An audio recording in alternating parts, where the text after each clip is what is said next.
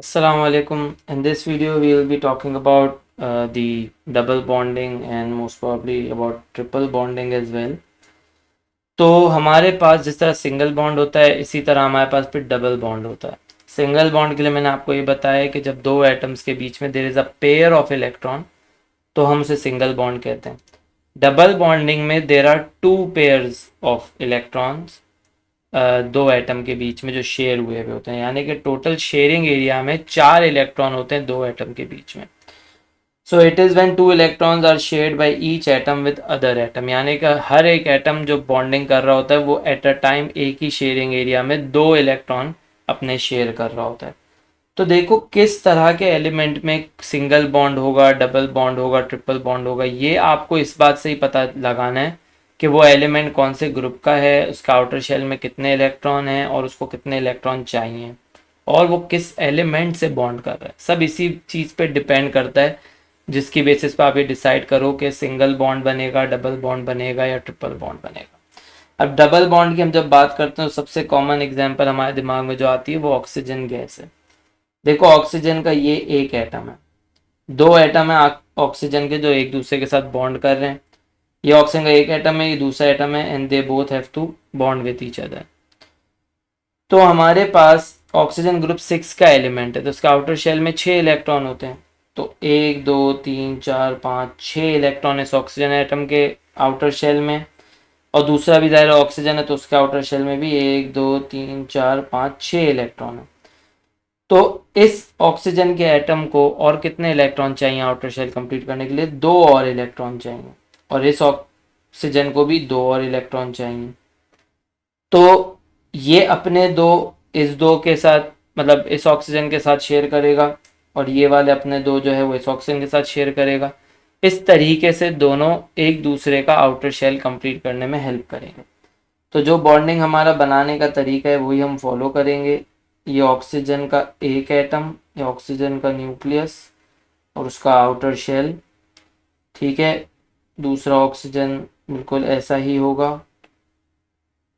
तो वो बना लेते हैं। अब एक ओवरलैपिंग एरिया आ गया दो ऑक्सीजन एटम्स के बीच में। तो ये ऑक्सीजन जो है अपने दो इलेक्ट्रॉन शेयर करेगा। ऑक्सीजन को दो इलेक्ट्रॉन्स की शॉर्टेज है ना, तो वो शेयर भी दो करेगा। तो ये वाला ऑक्सीजन पहले अपने दो इलेक्ट्रॉन शेयर कर लेगा, दूसरा वाला जो ऑक्सीजन है उसको भी शॉर्टेज दो इलेक्ट्रॉन्स की, तो वो भी अपने दो इलेक्ट्रॉन शेयर करेगा। तो इस तरीके से शेयरिंग एरिया में तो आ गए चार इलेक्ट्रॉन। अब ऑक्सीजन के पास आउटर शेल में छह इलेक्ट्रॉन थे, उसमें से इसने दो शेयर कर दिए, तो पीछे कितने बचे? चार। एक दो तीन चार। और जो दूसरा ऑक्सीजन है उसके आउटर शेल में भी कितने होंगे? छः, उसमें से दो इसने शेयर कर दिए, तो उसके पास भी पीछे कितने बचे? चार। अब जब इस ऑक्सीजन से पूछा जाएगा कि भाई आपके पास कितने इलेक्ट्रॉन है, बोलेगा एक दो तीन चार पाँच छः सात आठ। आउटर शेल में आठ है, आउटर शेल कंप्लीट। इस ऑक्सीजन के पास भी एक दो तीन चार पाँच छः सात आठ। इसके भी आउटर शेल में हमारे पास आठ हैं और इसका भी आउटर शेल हो गया कंप्लीट। अब इसके अंदर आप देखो तो टोटल एक पेयर और दो pair, two pair of electrons जो है ना ये शेयर हुए हुए हैं। तो टू पेयर ऑफ इलेक्ट्रॉन्स का मतलब टोटल चार इलेक्ट्रॉन है शेयरिंग एरिया में। तो जब टू पेयर ऑफ इलेक्ट्रॉन दो एटम्स के बीच में प्रेजेंट हो तो उसको हम डबल बॉन्ड कहते हैं। दो एटम्स के बीच में डबल बॉन्ड अगर हमें लाइन बना के दिखाना हो तो हम दो लाइंस बना के दिखाते हैं, दिस रिप्रेजेंट्स डबल बॉन्ड। अब हमारे पास कोवलेंट बॉन्डिंग इसी तरह का हमें कार्बन डाइऑक्साइड में शो करनी है। तो मैंने आपको एक बात बताई है in one of my videos, previous videos, कि जो एलिमेंट के एटम कम होते हैं बॉन्डिंग कोवलेंट बॉन्डिंग शो करते हुए उसको हम सेंटर में बनाते हैं, और जो एलिमेंट के एटम ज़्यादा होते हैं उसको उसके आसपास बनाते हैं। तो CO2 कार्बन का एक एटम है, ऑक्सीजन के दो एटम है। तो कम एटम किसके? कार्बन के। तो कार्बन को हम सेंटर में बनाएंगे,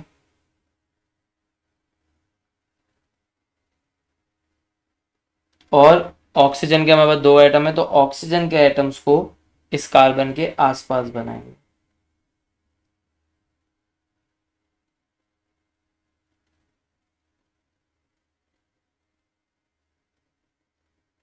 ये ऑक्सीजन का एक एटम, ये एक ओवरलैपिंग एरिया, दो ऑक्सीजन के एटम में तो दो ओवरलैपिंग एरिया होंगे, दो शेयर्ड एरिया होंगे। अब कार्बन जो है ये ग्रुप 4 का एलिमेंट है, ये शेयर करेगा 4 इलेक्ट्रॉन, तो इसको तो टोटल 4 इलेक्ट्रॉन शेयर करने अपना आउटर शेल कंप्लीट करने के लिए। ऑक्सीजन ग्रुप 6 का है, उसको चाहिए 2 इलेक्ट्रॉन, तो वो शेयर भी तो 2 ही करेगा, तो ऑक्सीजन अपने 2 इलेक्ट्रॉन शेयर कर लेगा, और इन रिटर्न कार्बन भी इस ऑक्सीजन से फिर 2 ही इलेक्ट्रॉन शेयर करेगा, क्योंकि सामने वाला जितने शेयर करेगा ये भी उतने ही करेगा। दूसरा जो ऑक्सीजन का एटम है वो भी अपने 2 इलेक्ट्रॉन शेयर कर लेगा, और कार्बन इस ऑक्सीजन के साथ भी अपने 2 इलेक्ट्रॉन शेयर कर लेगा। अब ऑक्सीजन जो है उसका आउटर शेल में 6 इलेक्ट्रॉन होते हैं, 2 शेयर कर लेता है तो पीछे बच जाते हैं 4, तो इस ऑक्सीजन के पास पीछे बच गए 4, और इस ऑक्सीजन के पास भी पीछे बच गए 4। तो अब अगर आप कार्बन को देखो तो कार्बन के आउटर शेल में कितने इलेक्ट्रॉन है, 1 2 3 4 5 6 7 8, 8 हो गए, आउटर शेल कंप्लीट। इस ऑक्सीजन के पास कितने इलेक्ट्रॉन है आउटर शेल में, 1 2 3 4 5 6 7 8, 8 हो गए। And same goes with this oxygen, 1 2 3 4 5 6 7 8। तो सबका आउटर शेल कंप्लीट हो गया, सब ने आउटर मोस्ट शेल कंप्लीट करके नोबल गैस स्ट्रक्चर अचीव कर लिया। अब अगर इसको हम लाइंस के साथ बना के दिखाना चाहेंगे तो सेंटर में कार्बन, डबल बॉन्ड बन रहा है इस ऑक्सीजन से, और फिर डबल बॉन्ड बन रहा है इस ऑक्सीजन से, तो ये कार्बन डाइऑक्साइड है। फिर हमारे पास one of the most common हमारे पास जो कोवलेंट कंपाउंड बनाने को आता है या आज तक आया है वो है ईथीन का C2H4। ये जो C2H4 है ये एक ऑर्गेनिक कंपाउंड है जिसका नाम होता है ईथीन। इसमें भी आपको लॉजिक यही अप्लाई करना है कि जिस एलिमेंट के एटम्स कम है उसको आप सेंटर में बनाओगे, और जिन एलिमेंट्स के एटम ज़्यादा हैं उनको आप आसपास बनाओगे। तो जो एलिमेंट्स के एटम कम है वो कार्बन है यहाँ पे, क्योंकि कार्बन 2 है, हाइड्रोजन 4 है, तो पहले हम लोग कार्बन बना लेते हैं। तो ये कार्बन का एटम, अब क्योंकि सेंटर में 2 कार्बन होने चाहिए, C2 है ना, तो जो इस सेंटर के दोनों कार्बन है ना ये एक दूसरे के साथ बॉन्ड करेंगे पहले तो यानी कि एक ऐसा ही बिल्कुल सेम कार्बन इसके साथ बॉन्ड करेगा तो एक ओवरलैपिंग एरिया आ जाएगा इन दोनों के बीच में। अब एक खुद समझने की बात है, देखो H4 है, अब अगर चारों हाइड्रोजन एक ही कार्बन के साथ बॉन्ड हो जाते तो फिर ये दूसरा जो कार्बन है ये किससे बॉन्ड करता, किसी से भी नहीं, कर ही नहीं पाता ना, क्योंकि कार्बन के साथ अगर 4 हाइड्रोजन बॉन्ड हो जाते तो इस वाले कार्बन की तो बॉन्डिंग कंप्लीट हो जाती, तो दूसरा कार्बन क्या करता।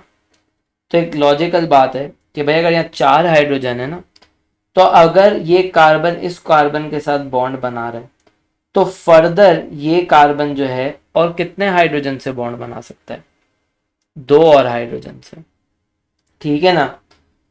क्योंकि आप खुद एक बात समझो कि हाइड्रोजन जो है ना उसको एक ही इलेक्ट्रॉन चाहिए, तो अगर मैं यहाँ एक हाइड्रोजन बनाऊं वो एक इलेक्ट्रॉन इस कार्बन से ले लेगा, मैं दूसरा हाइड्रोजन बनाऊं वो एक इलेक्ट्रॉन इस कार्बन से ले लेगा, मैं तीसरा हाइड्रोजन बनाऊं तो वो इस कार्बन से इलेक्ट्रॉन ले लेगा, और चौथा बनाऊं तो वो इस कार्बन से इलेक्ट्रॉन ले लेगा। और इसके बाद ये कार्बन इसने अपने 2 इलेक्ट्रॉन शेयर कर लिए हैं, इस कार्बन ने भी अपने 2 इलेक्ट्रॉन शेयर कर लिए, तो 4 में से 2 इलेक्ट्रॉन तो दोनों कार्बन ने अपने शेयर कर लिए, तो इस कार्बन के पास कितने इलेक्ट्रॉन बच रहे हैं, 2। इस कार्बन के पास कितने इलेक्ट्रॉन बच रहे हैं, 2। तो इस तरीके से इस वाले कार्बन के पास कितने इलेक्ट्रॉन्स हो गए आउटर शेल में, 1 2 3 4 5 6 7 8। Same goes with this carbon, 1 2 3 4 5 6 7 8, ठीक है ना। तो ये आपको अंडरस्टैंड करना है यहाँ पे बात के, आपको एक चीज समझ आनी चाहिए कि किस एलिमेंट को कितने इलेक्ट्रॉन्स शेयर करने हैं तो वो किस तरीके से अपनी शॉर्टेज पूरी कर सकता है। तो अब मैं अगर हाइड्रोजन का एक एटम बनाऊं, क्योंकि हाइड्रोजन का तो टोटल 4 एटम बनाने, ठीक है, इसको हम कर लेते हैं कॉपी। तो ये हाइड्रोजन ने एक जो शेयरिंग एरिया है वो इस कार्बन से बनाया, दूसरे का हाइड्रोजन ने भी अपना शेयरिंग एरिया इस कार्बन से बनाया, तीसरे हाइड्रोजन ने अपना शेयरिंग एरिया इस कार्बन से बनाया, और चौथे हाइड्रोजन ने अपना शेयरिंग एरिया इसी कार्बन के साथ बनाया। अब शेयरिंग एरिया में इलेक्ट्रॉन सबसे पहले डालने होते हैं, तो इस हाइड्रोजन ने अपना शेयर कर लिया इस कार्बन से, इस हाइड्रोजन ने भी कर लिया, इसने भी कर लिया और इसने भी कर लिया, और इन रिटर्न कार्बन ने भी अपने अपने इलेक्ट्रॉन इस हाइड्रोजन जो जो हाइड्रोजन है उनसे शेयर कर लिया।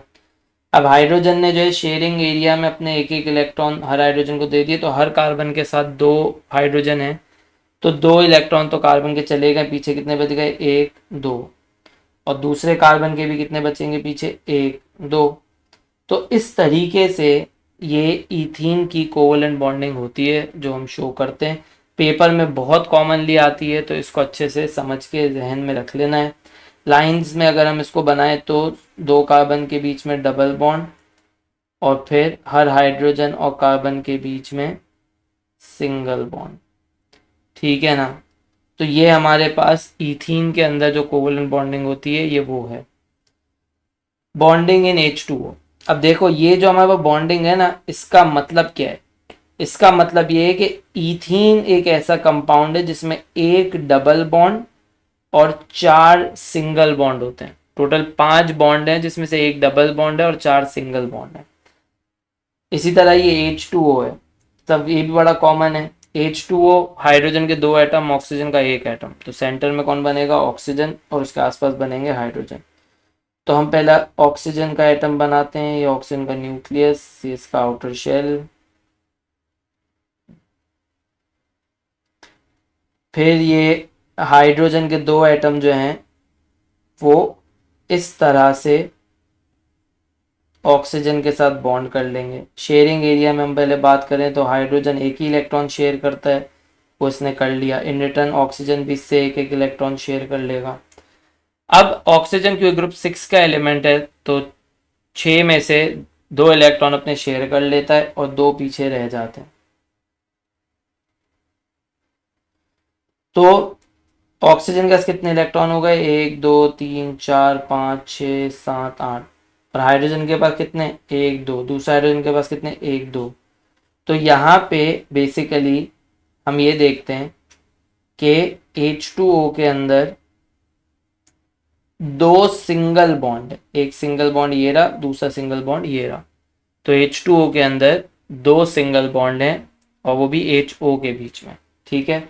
तो ये हमारे पास 2 सिंगल बॉन्ड है, ये डबल बॉन्ड नहीं है। 2 बॉन्ड होने का मतलब ये नहीं होता कि डबल बॉन्ड है, ठीक है, क्योंकि यहाँ पे एक पेयर ऑफ इलेक्ट्रॉन है, उधर भी एक pair of electron. 1 pair of electron अगर 2 एटम के बीच में शेयर है तो उसे हम लोग सिंगल बॉन्ड ही कहते हैं। तो this is not double bond, these are 2 single bonds, ठीक है। फिर इसी तरह हमारे पास ट्रिपल बॉन्ड है। ट्रिपल बॉन्ड में अब आपको ये बहुत क्लियरली समझ आ जाना चाहिए कि 3 पेयर ऑफ इलेक्ट्रॉन जो है ना ये 2 एटम्स के बीच में शेयर होंगे, यानी कि जो शेयरिंग एरिया है उसके अंदर टोटल 6 इलेक्ट्रॉन होंगे, 3 पेयर ऑफ इलेक्ट्रॉन। और इसमें हमारे पास जो सबसे कॉमन एग्जांपल है वो नाइट्रोजन गैस है, N2। It is when 3 atoms are shared by each atom with each other. तो नाइट्रोजन जो है ये ग्रुप 5 का एलिमेंट है, तो उसका आउटर शेल में 5 इलेक्ट्रॉन होते हैं। तो यानी कि एक नाइट्रोजन एटम को जो है 3 और इलेक्ट्रॉन चाहिए आउटर शेल कंप्लीट करने के लिए। तो 5 में से 3 इलेक्ट्रॉन जो है एक नाइट्रोजन को शेयर करने पड़ेंगे, और दूसरे नाइट्रोजन की भी सेम कंडीशन है तो उसको भी 3 ही इलेक्ट्रॉन शेयर करने पड़ेंगे। तो ये जो नाइट्रोजन है इसके अपने खुद के 5 इलेक्ट्रॉन है आउटर शेल में, तो 1 2 3 4 5, और जो दूसरा नाइट्रोजन है उसके भी अपने 5 ही इलेक्ट्रॉन है, 1 2 3 4 5। अब ये नाइट्रोजन कितने शेयर करेगा, अपने 3, तो शेयरिंग एरिया में उसने अपने 3 भेज दिए, और दूसरे नाइट्रोजन ने भी अपने 3 इलेक्ट्रॉन शेयरिंग एरिया में भेज दिए। तो अब इस नाइट्रोजन के पास टोटल कितने इलेक्ट्रॉन है, 1 2 3 4 5 6 7 8, और दूसरे नाइट्रोजन के पास भी कितने इलेक्ट्रॉन है, 1 2 3 4 5 6 7 8, ठीक है ना। तो दोनों का 8 8 इलेक्ट्रॉन पूरे हो गए, आउटर शेल दोनों का हो गया कंप्लीट। यहाँ पे 1 pair 2 pair 3 pair of electrons हैं जो शेयर हुए हुए हैं 2 एटम्स के बीच में। सो 3 पेयर ऑफ इलेक्ट्रॉन्स को ही हम ट्रिपल बॉन्ड कहते हैं। ट्रिपल बॉन्ड को लाइन से रिप्रेजेंट करना हो तो 3 लाइनें हम बीच में बनाते हैं।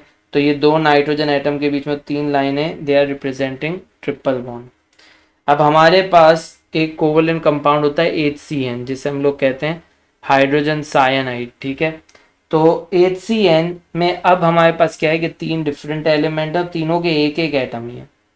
अब यहाँ पे तो वो चक्कर है नहीं कि किस एलिमेंट के कम एटम है किसके ज़्यादा है, तो अब इसको कैसे बनाएंगे, ये जैसे लिखा हुआ है इसको वैसे ही बनाएंगे। यानी कि सबसे पहले मैं हाइड्रोजन का एटम बना लूँगा,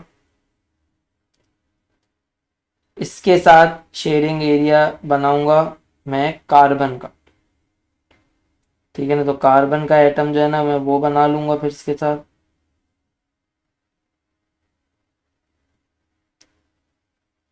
और कार्बन के साथ लाइन में शेयरिंग एरिया नाइट्रोजन का बना लूंगा।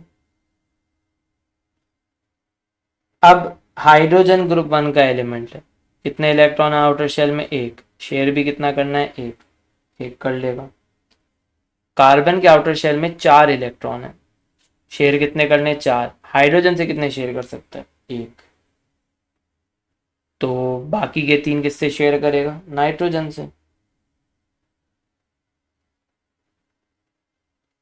नाइट्रोजन के आउटर शेल में कितने, 5, कितने चाहिए उसे, और 3, तो कितने शेयर करेगा, 3, किससे, कार्बन से, क्योंकि वो कार्बन से बॉन्डेड है। और यहाँ पे जो डायग्राम होती है मुझे डॉट एंड क्रॉस होती है, तो मैं कोई तीसरा फिगर, कोई तीसरा स्ट्रक्चर नहीं लेके आ सकता। अब मैंने अगर सेंटर में जो मेरा कार्बन है अगर मैंने उसको क्रॉस दिया है ना, तो मैं हाइड्रोजन को भी डॉट दूंगा और नाइट्रोजन को भी डॉट दूंगा। अगर सेंटर के कार्बन को मैंने डॉट दिया होता तो मैं हाइड्रोजन को भी क्रॉस देता और नाइट्रोजन को भी क्रॉस देता। तो नाइट्रोजन को भी मुझे डॉट ही देना पड़ेगा। नाइट्रोजन के आउटर शेल में 5 इलेक्ट्रॉन है, 3 शेयर करेगा, 1 2 3, ठीक है। ये थोड़ी घिच पिच हो गई है, जगह थोड़ी कम है, क्यों कम है पता नहीं। तो पीछे रह जाएंगे नाइट्रोजन के पास 2 इलेक्ट्रॉन और। तो हाइड्रोजन के आउटर शेल में कितने, 1 2, कार्बन के आउटर शेल में कितने, 1 2 3 4 5 6 7 8, नाइट्रोजन के आउटर शेल में कितने, 1 2 3 4 5 6 7 8। तो जिस जिसका आउटर शेल में जितने होने चाहिए थे वो पूरे हो गए, आउटर शेल हो गया कंप्लीट। एक यहाँ पे हमारे पास कंपाउंड है इथाइन। देखो इथाइन एक ऐसा ऑर्गेनिक कंपाउंड है, ऑर्गेनिक कंपाउंड होता है ये, और एक ऐसा ऑर्गेनिक कंपाउंड है जो सिलेबस का पार्ट नहीं है। मतलब हम इथाइन के बारे में ऑर्गेनिक केमिस्ट्री में अलग से कुछ नहीं पढ़ते, लेकिन एक दफ़ा ऐसा हुआ था कि इथाइन की कोवलेंट बॉन्डिंग बनाने के लिए एग्जामिनर ने कह दिया था। अब देखो एक चीज़, जो सिलेबस में कंपाउंड कोई ऐसा है जो नहीं है, अगर वो पेपर में भी आ जाए ना तो आप ये नहीं कह सकते कि आउट ऑफ सिलेबस। आपको फॉर्मूला बताया गया है इथाइन का C2H2, फॉर्मूला देख के कोई भी कोवलेंट कंपाउंड का आपको फॉर्मूला मिल जाए तो उसका फॉर्मूला देख के आपको कोवलेंट बॉन्डिंग बनाने आ जानी चाहिए, नो मैटर वो कंपाउंड आपने कभी जिंदगी में उसका नाम सुना हो कि नहीं सुना हो। तो ये आप नहीं कह सकते हो कि ये आउट ऑफ सिलेबस है। आपको फॉर्मूला दे दिया ना C2H2, कोवलेंट बॉन्डिंग बनाओ, खुद दिमाग लगाओ ना कि भाई 2 कार्बन है 2 हाइड्रोजन है। अब अगर मैं दोनों हाइड्रोजन को सेंटर में बना दूं तो ये दोनों हाइड्रोजन आपस में ही बॉन्ड अगर हो गए तो फिर ये हाइड्रोजन फर्दर कैसे बॉन्डिंग करेंगे कार्बन से, क्योंकि हाइड्रोजन के पास तो एक ही इलेक्ट्रॉन शेयर करने के लिए। तो ये तो अंडरस्टूड सी बात है ना कि सेंटर में 2 हाइड्रोजन नहीं आ सकते, सेंटर में 2 कार्बन को आना पड़ेगा। तो हम जो है सेंटर में पहले 2 कार्बन बनाते हैं,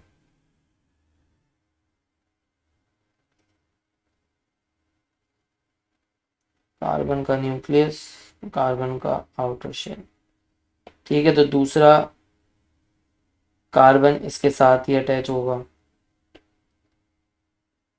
अब जो 2 हाइड्रोजन है उसमें एक हाइड्रोजन एक कार्बन के पास जाएगा, दूसरा हाइड्रोजन दूसरे कार्बन के पास जाएगा, क्योंकि हाइड्रोजन जो है वो सिर्फ कार्बन से बॉन्ड करके उससे एक इलेक्ट्रॉन शेयर कर सकता है, उसके पास कोई ऑप्शन ही नहीं। तो हमारे पास जो है यही चीज होगी यहाँ पे कि दूसरा भी अब हम एक हाइड्रोजन बनाएंगे,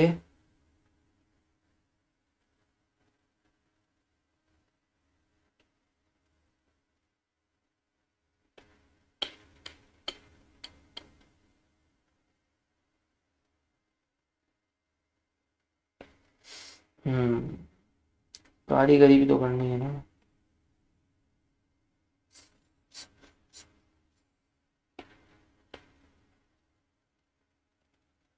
ठीक है, तो अब हाइड्रोजन जो है उसको अपना आउटर शेल में तो 2 चाहिए, शेयर करता है एक, तो इस हाइड्रोजन ने अपना एक शेयर कर लिया, इस हाइड्रोजन ने अपना कर लिया। कार्बन ने भी एज पर रूल अपना एक एक इलेक्ट्रॉन इस हाइड्रोजन से शेयर कर लिया। अब कार्बन जो है उसने 4 में से एक इलेक्ट्रॉन शेयर किया, पीछे कितने बचे ने, 3, तो वो भी इसको शेयर ही करने पड़ेंगे, किससे, दूसरे कार्बन से। तो 1 दो, तीन। और कार्बन जो ये वाला है दूसरा, उसकी भी सेम सिचुएशन है, उसके भी आउटर शेल में 4 थे, उसने एक हाइड्रोजन से शेयर कर लिया, पीछे कितने बच गए, 1 2 3। अब आप देखो इस हाइड्रोजन का आउटर शेल में कितने इलेक्ट्रॉन है, 1 2। कार्बन का आउटर शेल में कितने, 1 2 3 4 5 6 7 8। इस कार्बन के आउटर शेल में 1 2 3 4 5 6 7 8, और दूसरे कार्बन के भी आउटर शेल में 1 2 3 4 5 6 7 8, और ये हाइड्रोजन का आउटर शेल में 2। तो इस तरीके से इनकी भी जो कोवलेंट बॉन्डिंग है वो कंप्लीट हो गई, आउटर शेल कंप्लीट हो रहे हैं। लाइंस में बनाए तो HCN बनेगा H-C ट्रिपल बॉन्ड N, एक सिंगल बॉन्ड एक ट्रिपल बॉन्ड। और हाँ, इथाइन में C triple bond C single bond H single bond H। तो ये इसमें एक ट्रिपल बॉन्ड और 2 सिंगल बॉन्ड है, ठीक है। तो ये कुछ ऐसा बनेगा। जितने आपके पास ज़्यादा बॉन्ड होते हैं ना, यानी कि जितने पेयर ऑफ इलेक्ट्रॉन शेयर हुए हुए हैं, बॉन्डिंग उतनी ही स्ट्रांग होती है। यानी कि सिंगल बॉन्ड में एक पेयर ऑफ इलेक्ट्रॉन है, डबल बॉन्ड में 2 पेयर ऑफ इलेक्ट्रॉन है, ट्रिपल बॉन्ड में 3 पेयर ऑफ इलेक्ट्रॉन है। तो स्ट्रॉन्गेस्ट बॉन्डिंग ट्रिपल बॉन्डिंग है, उससे जो थोड़ी वीक है वो डबल बॉन्डिंग है, और इनमें जो वीकेस्ट है वो सिंगल बॉन्डिंग है। सो more number of bond pair means stronger the bond, so triple bond is the strongest, then the double bond, and the weakest among them is the single bond. तो इसी के साथ हमारे पास triple bonding तक बात खत्म हो गई। इससे आगे नेक्स्ट वीडियो में इंशाल्लाह बात करेंगे। अल्लाह हाफिज़।